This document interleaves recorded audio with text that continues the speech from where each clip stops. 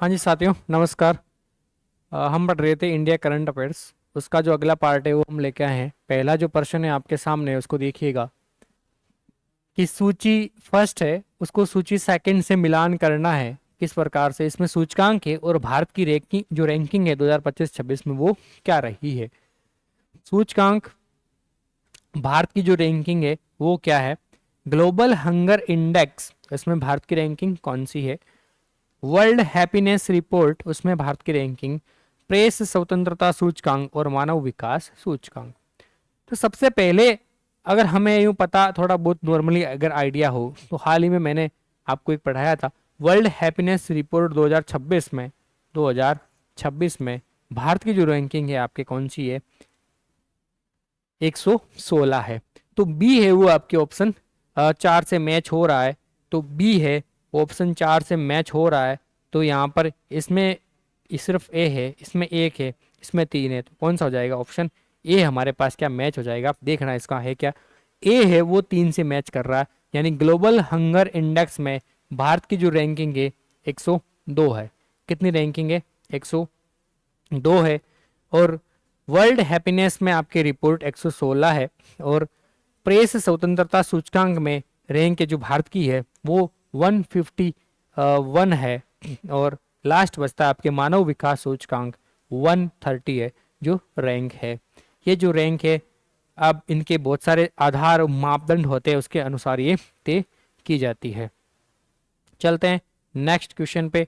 अगला आपके हैं सूची फर्स्ट जो आंकड़े हैं सूची टू के प्रतिशत या फिर दर को सही मिलान करना है। 2025 के आंकड़े हैं एफ जो आपके अभी हाल ही में एक रिपोर्ट आई है उसके अकॉर्डिंग है। तो सबसे पहला, बेरोजगारी जो दर है 2025 में वो कितनी रही है। युवा बेरोजगारी दर कितनी है, शिक्षित बेरोजगारी दर कितनी है, शहरी महिला बेरोजगारी दर कितनी है। तो देखो इसमें बेरोजगारी दर की वर्तमान में बात करें तो ये घटकर 2024 में 3.5% थी, वो घटकर हो गई 3.1% हो गई है। कितनी हो गई है, 3.1%। तो बेरोजगारी दर है 3.1। आपको यहाँ पर कहाँ नजर आ रही है, ए ऑप्शन वो 3 से मैच कर दो आप। तो ए जो ऑप्शन है यहाँ पर 2 में है, ये काट सकते हो, ये काट सकते हो। हमारे पास बचे 2 ऑप्शन। फिर चलते हैं युवा बेरोजगारी जो कि 15 वर्ष से लेकर 29 वर्ष तक है, ये कितने परसेंट रही है। युवा है, थोड़े ज्यादा बेरोजगार है, तो यहाँ पर कितने हैं आपके 9.9% है वो बेरोजगार है। तो आपके क्या हो जाएगा, बी है वो 1 से हो जाएगा।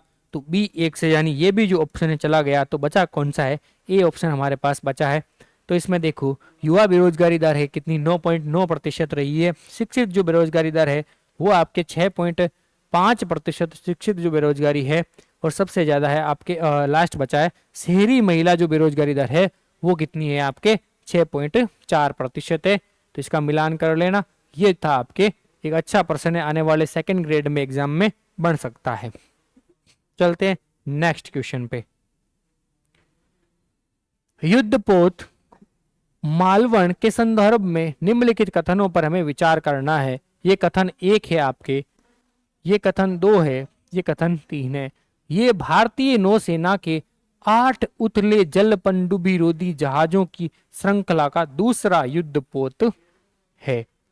अगला इसमें है इसका निर्माण मझगांव डॉकयार्ड शिपयार्ड लिमिटेड के द्वारा किया गया है।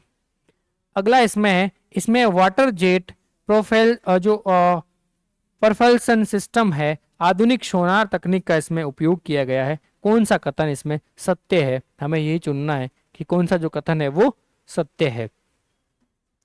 ठीक है, केवल एक और दो, दो और तीन, एक और तीन, या फिर सभी के सभी सही है।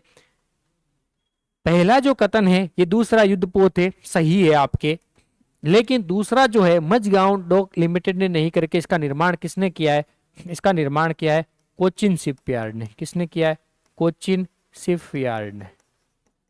किसने किया है, कोचिन शिपयार्ड ने इसका निर्माण किया है। बाकी ये सही है। तो इसमें पहले देख लो केवल एक और तीन ही क्या है, सही है। अब ये जो मालवण है ये आपके एक महाराष्ट्र छत्रपति शिवाजी जो महाराज है वहां से ऐतिहासिक जो नगरी ये संबंधित है। कहाँ का है ये, महाराष्ट्र का एक तटीय इलाका है, महाराष्ट्र। कि तटीय नगर शिवाजी से संबंधित है,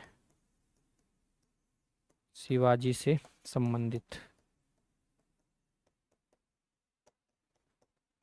अब ये जो मालवण है इसमें है क्या कि ये युद्ध पोत है एक,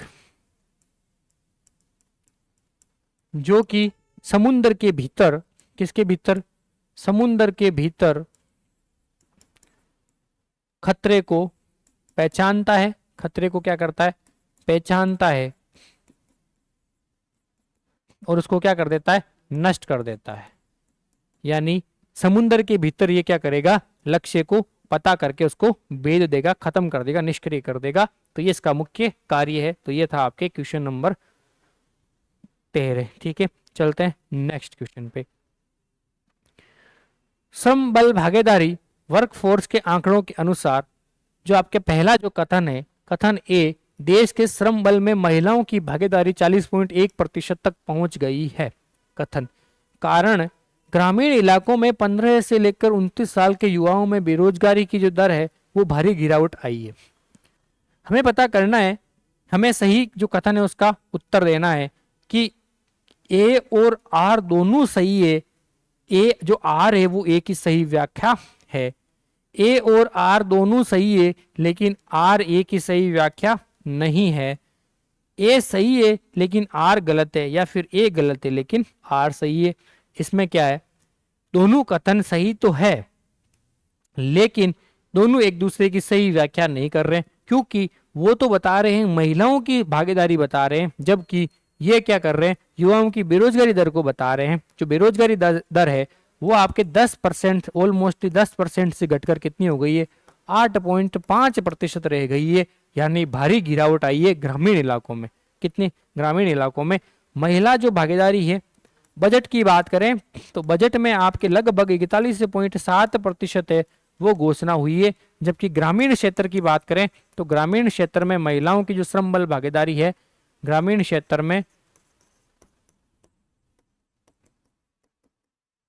महिलाओं की श्रम बल भागीदारी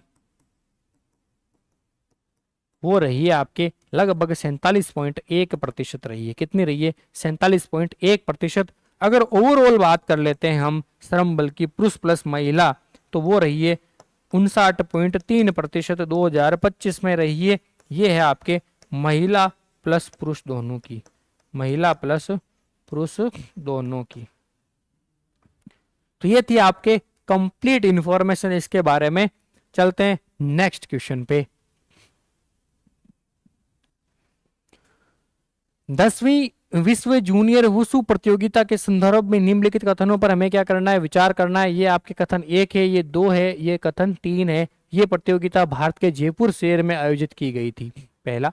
दूसरा है, भारतीय वुशु टीम ने कुल 9 पदक जीतकर इतिहास रचा है। भारत ने कुल 4 स्वर्ण पदक जीते हैं, अपने नाम किए हैं। कौन सा कथन है वो सत्य है। इसमें सत्य हमें पहचान करना है, तो केवल 1 सही है, केवल 2 सही है, 1 और 3 दोनों सही है, या फिर सभी सही है। इसमें है केवल और केवल 2 सही है। क्यों, क्योंकि इसका जो आयोजन है वो कहाँ पर किया गया है, आयोजन आपके किया गया है चाइना में। कहाँ पर आयोजन किया गया है, चीन में। और दूसरा, इसमें जो स्वर्ण पदक जीते हैं भारत ने, स्वर्ण पदक वो जीते हैं 3। कितने जीते हैं, 3। तो ये दोनों कथन आपके क्या हो गए, गलत हो गए। केवल बचा कौन सा, ये आपके दूसरा बचा जिसमें भारत ने 9 पदक टोटल जीते हैं। चलते हैं नेक्स्ट क्वेश्चन पे। माई वेब्स प्लेटफॉर्म का मुख्य उद्देश्य क्या है। केवल कंटेंट देखना, सरकारी योजनाओं का प्रचार प्रसार करना, नागरिकों को अपना कंटेंट बनाने, अपलोड करने और साझा करने की सुविधा देना, केवल शॉर्ट वीडियो बनाना। इसमें जो सी ऑप्शन है आपके सही हो जाएगा। नागरिकों को कंटेंट बनाने, अपलोड करने और साझा करने की सुविधा प्रदान करता है। कौन सा, माई वेब्स पोर्टल। नेक्स्ट जो क्वेश्चन है, अच्छा खासा क्वेश्चन बन सकता है आपके आने वाले एग्जामों में आरपीएससी के संबंध में। क्षेत्रीय कनेक्टिविटी और बुनियादी ढांचे के विकास के संदर्भ में निम्नलिखित कथनों पर हमें विश्लेषण करना है। ये उड़ान योजना है, उड़े देश का आम नागरिक, उड़ान योजना। इसका जो कथन एक है वो संशोधित उड़ान योजना का उद्देश्य है आम नागरिकों के लिए किफायती हवाई यात्रा सुनिश्चित करना। आर इसका जो कारण है, सरकार टीयर 2 और टीयर 3 शहरों में कनेक्टिविटी बढ़ाने के लिए 100 नए एयरपोर्ट और 200 हेलीपैड है वो विकसित करने की योजना बना रहा है। तो दिए गए हमें सही कथन का चूज करना है। ए और आर दोनों सही है, आर सही की व्याख्या कर रहा है। ए और आर दोनों सही है लेकिन आर की सही व्याख्या नहीं है। ए सही है या फिर आर गलत है, ए गलत और आर सही है। तो इसमें दोनों सही है और दोनों ही सही व्याख्या कर रहे हैं एक दूसरे की। ठीक है, तो ये उड़ान योजना थी, इसका संशोधित रूप है उड़ान योजना 2016 में आपके शुरू हुई थी। नेक्स्ट जो क्वेश्चन है, रेखाइन किलबेक और काचिन हिल्स किलबेक के संदर्भ में निम्नलिखित कथनों पर हमें क्या करना है, विचार करना है। रेखाइन किलबेक को मिजोरम के नंगपुई वन्य जीव अभ्यारण्य में पाया है। काचिन हिल्स किलबेक की पुष्टि अरुणाचल प्रदेश के नामदफा राष्ट्रीय और कामलांग जो टाइगर रिजर्व है वहां पर की गई है। कौन सा कथन है वो सही है? इसमें दोनों के दोनों कथन ही क्या है, सही है। यह हाल ही में इन अभ्यारण्यों में पाया गया है। ये एक सांप है, जो रेखाइन किलबेक है ये क्या है, एक सांप की प्रजाति है। किसकी प्रजाति है? सांप की है। ये ब्राउन कलर का होता है और इसके ऊपर थोड़ी धारियां होती है, ये चिपने में माहिर होता है। ठीक है, ये मुख्यतः पहले आपके भूटान में पाया जाता था, लेकिन अब पारिस्थितिक की जो तंत्र थोड़ा बहुत विचलित हुआ है तो उसको ये भारत में भी पाया जाने लगा है। अगला जो क्वेश्चन है आपके,